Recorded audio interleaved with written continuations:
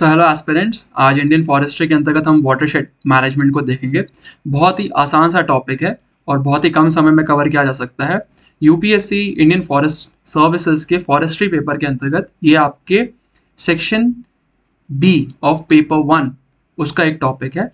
तो इसे आज देखते हैं कि क्या होता है वाटरशेड, क्या होता है वाटरशेड मैनेजमेंट, किस तरीके से रेन वाटर हार्वेस्टिंग की जाती है, उसके यूसेज क्या है, और एंड में पास्ट ईयर यूपीएससी क्वेश्चंस को भी देखेंगे। तो चलिए स्टार्ट करते हैं कि आखिरकार वाटरशेड मैनेजमेंट क्या है।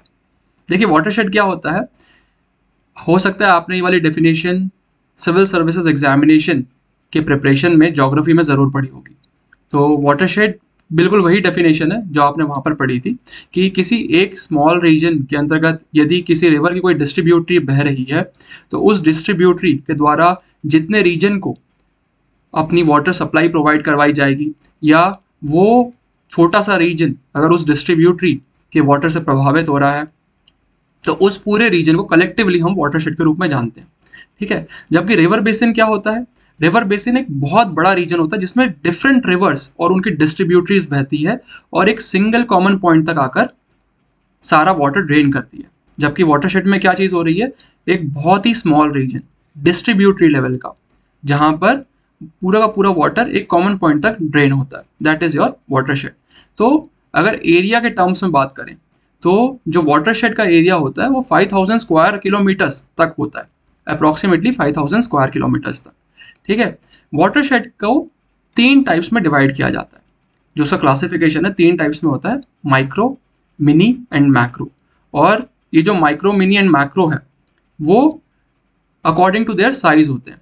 फॉर एग्जाम्पल अगर माइक्रो वाटरशेड की बात करें तो अप टू 200 स्क्वायर किलोमीटर्स तक इसका एरिया होगा, जबकि अगर मिनी वाटरशेड की बात करें तो 500 टू 200 स्क्वायर किलोमीटर, यानी कि 200 से 500 स्क्वायर किलोमीटर तक का एरिया किस में आएगा, मिनी वाटरशेड। जबकि मैक्रो वाटरशेड 500 स्क्वायर किलोमीटर से लेकर 5000 स्क्वायर किलोमीटर्स तक ये रीजन होता है मैक्रो वाटरशेड। तो आपको ये क्लासिफिकेशन ज़रूर पता होना चाहिए, क्योंकि कई बार मेंस एग्जामिनेशन में या इंटरव्यू में पूछ लेते हैं कि वाटरशेड क्या होता है और इसके डिफरेंट क्लासिफिकेशंस क्या हैं। तो आपको एटलीस्ट पता होना चाहिए कि माइक्रो, मिनी और मैक्रो में क्या डिफरेंस है। कैचमेंट और बेसिन में क्या डिफरेंस है ये समझ लेते हैं। देखिए ये भी एक टाइप के वाटरशेड ही है, कैचमेंट भी हो गया, बेसिन भी हो गया, बस इनका एरिया बहुत ज़्यादा बड़ा हो जाता है। फॉर एग्जाम्पल कैचमेंट का जो एरिया होता है वो 100,000 स्क्वायर किलोमीटर से लेकर 500,000 स्क्वायर किलोमीटर्स तक होता है, जबकि बेसिन का साइज 500,000 स्क्वायर किलोमीटर से भी काफ़ी बड़ा होता है। तो ये डिफरेंस है कैचमेंट एंड बेसिन साइज में। आपको ये चीज़ पता रहनी चाहिए कि कैचमेंट, बेसिन साइज और वाटरशेड में क्या डिफरेंस है, वाटरशेड का क्लासिफिकेशन कितने डिफरेंट टाइप्स में किया जाता है। ये मणिकंदन की बुक में भी दिया गया है, बस वहीं से लेकर मैंने ये डेटा आपको इस तरीके से इनकॉर्पोरेट करके बता दिया यहाँ पर। वाटरशेड मैनेजमेंट के कंपोनेंट्स क्या हैं, आखिरकार किस कंपोनेंट्स के द्वारा वाटरशेड मैनेजमेंट किया जाता है। तो पहला कंपोनेंट जैसे आप देख रहे होंगे, सॉइल एंड वाटर कंजर्वेशन, इसका एक बहुत ही इंपॉर्टेंट कंपोनेंट है। Second is your water harvesting, water harvesting के थ्रू भी वाटरशेड मैनेजमेंट किया जाता है। Third is your with crop management, कई बार ऐसी क्रॉप्स लगाई जाती है जो वाटरशेड मैनेजमेंट के लिए अपनी भूमिका निभाती है, बहुत ही इंपॉर्टेंट यूसेज होता है उसका वाटरशेड मैनेजमेंट में। And fourth is alternate land use system, कई बार लैंड यूसेज को इस तरीके से किया जाता है ताकि अगर कहीं आर्टिफिशियल एक्यूफर बनाया गया है या नेचुरल एक्यूफर है तो लैंड मैनेजमेंट के थ्रू उस एक्यूफर को पूरी तरीके से फिल करना, that is again a component of your watershed management.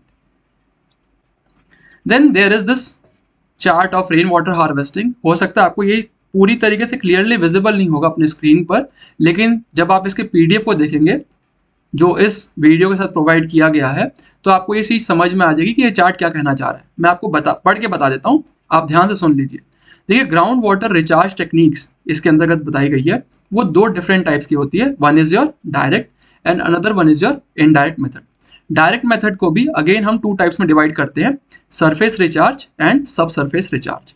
ठीक है, सरफेस रिचार्ज के अंदर अगर हम जाएंगे जो कि डायरेक्ट मेथड का ये एक पार्ट है, तो सरफेस रिचार्ज में भी कुछ प्रोमिनेंट मेथोडोलॉजीज होती है रेन वाटर हार्वेस्टिंग के लिए। For example flooding, then percolation tank, इसी तरीके से stream augmentation and ditch and furrow system. ठीक है, तो आपको बस इसके नाम पता रहने चाहिए, ये नहीं कि आप इसके डेफिनेशन में जा रहे हैं या इन डेप्थ स्टडी कर रहे हैं, नहीं, केवल नाम पता रहने चाहिए ताकि आप एग्जामिनेशन में लिख सकें कि सरफेस रिचार्ज टेक्निक्स कौन कौन सी होती है। एंड देन सब सरफेस रिचार्ज टेक्निक्स क्या हो रही है, recharge pit, recharge well as well as dug well, यानी खोद के कोई कुआं खोद दिया जाए या रिचार्ज वेल जो होता है उसे बना दिया जाए। तो इस तरीके से भी सब सरफेस रिचार्ज मेथोडोलॉजी के थ्रू आप रेन वाटर हार्वेस्टिंग कर सकते हैं।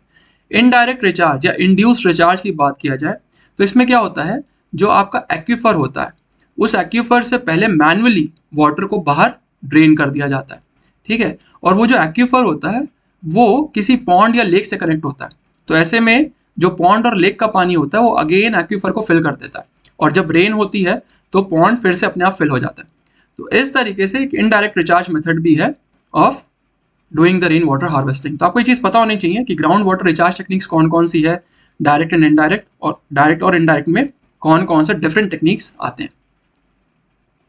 Then what are the factors which affect watershed management. बहुत ही जनरल सा टॉपिक है, आपको कई सारे पॉइंट्स वैसे भी पता होंगे, अगर आपने सिविल सर्विसेज एग्जामिनेशन लिखी है, मेंस लिख लिया है, तो आपको पॉइंट्स पता ही होंगे कि क्या क्या होते हैं जो फैक्टर अफेक्ट करते हैं वाटरशेड मैनेजमेंट। हम बस यहाँ पर एक ओवरव्यू ले रहे हैं।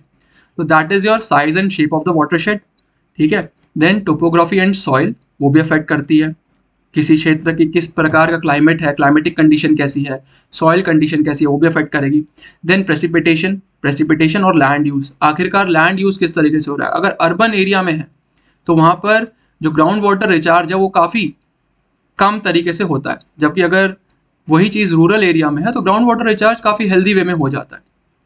इसी तरीके से वेजिटेटिव कवर क्या है, as well as socio economic conditions of the people और ऑफ द सोसाइटी किस तरीके की है। अगर सोशो इकोनॉमिक कंडीशंस काफ़ी ठीक ठाक है तो वहाँ पर यह देखा जाता है कि आर्टिफिशियल रिचार्ज टेक्निक्स आसानी से अपनाए जाते हैं। फॉर एग्जाम्पल अगर अर्बन एरियाज़ की बात करें तो बिल्डिंग्स में अब ये कंपलसरी कर दिया गया है मुंबई के अंतर्गत कि हर जगह पर रेन वाटर हार्वेस्टिंग टेक्निक अपनाई जानी चाहिए। इसी तरीके से चेन्नई में भी ये चीज़ की गई है कि रेन वाटर हार्वेस्टिंग टेक्निक हर बिल्डिंग में होनी चाहिए। तो वहाँ पर इस प्रकार के आर्टिफिशियल टेक्निक्स होते हैं क्योंकि socio economic conditions of the people is very good, whereas vegetative cover भी काफ़ी प्रमुख भूमिका निभाते हैं। अगर वेजिटेटिव कवर अच्छा होगा, ट्रीज सही तरीके से लगे होंगे, तो वो क्या करेंगे, वाटर रिचार्ज में हेल्प करते हैं। तो these are the different factors which affect your watershed management. Then what are the benefits, again वही जनरल चीज़ें कि भैया रिवर चैनल स्टेबलाइजेशन होता है, लैंडस्लाइड कंट्रोल होता है, रिहैबिलिटेशन ऑफ डिग्रेडेड एरियाज हो गए, बायोडाइवर्सिटी बढ़ेगी, एटसेट्रा एटसेट्रा। देन अब हम लोग देखते हैं what are the previous year questions. यही था बस आपका ओवरव्यू, टोटल जो चीज़ें दी गई हैं आपके मणिकंदन बुक में regarding your watershed management. Previous year questions भी देख लीजिए। How do forest affect soil and water conservation, बहुत ही इजी से क्वेश्चंस आते हैं। Good watershed management must consider social, economic and environmental sustainability and institutional factors. Comment, discuss factors to be considered for efficient recycling of harvested areas. तो सारे questions बहुत ही general type के आते हैं वाटरशेड मैनेजमेंट में और बहुत ईजिली से कवर भी किए जा सकते हैं। आपको अगर जनरल सा आइडिया भी होगा रिगार्डिंग वाटरशेड मैनेजमेंट तो आप आसानी से इसे लिख सकते हैं। 8 पॉइंटर्स के लिखने के लिए बहुत ज़्यादा मटेरियल आपके पास रहता ही है, लेकिन ऐसा भी नहीं कि बहुत सारे पॉइंट्स लिखने हैं। बहुत कम पॉइंट्स लाइक 6 और 7 points will be more than sufficient. लेकिन हाँ, आप अपना आंसर स्टैंड आउट कैसे करवाएंगे। फर्स्ट थिंग इज आपके पास वाटरशेड की जो डेफिनेशन होनी चाहिए वो टू द पॉइंट होनी चाहिए। एग्जामिनर को लगना चाहिए कि आपको वाटरशेड बहुत अच्छी तरीके से पता है, specially from the definition point of view. And second is कि आप एग्जाम्पल्स दीजिए। एग्जाम्पल्स जैसे अभी मैंने आपको बताया ही, मुंबई का एग्जाम्पल, चेन्नई का एग्जाम्पल, हो सकता है आपके पास अपना कोई यूनिक एग्जाम्पल हो, उसे कोट कीजिए ताकि एग्जामिनर को लगे कि हाँ आपने इस सब्जेक्ट को बहुत गहराई में पढ़ा है और बहुत सीरियसली पढ़ा है। तो चलिए नेक्स्ट लेक्चर में देखेंगे नेक्स्ट टॉपिक। Thank you.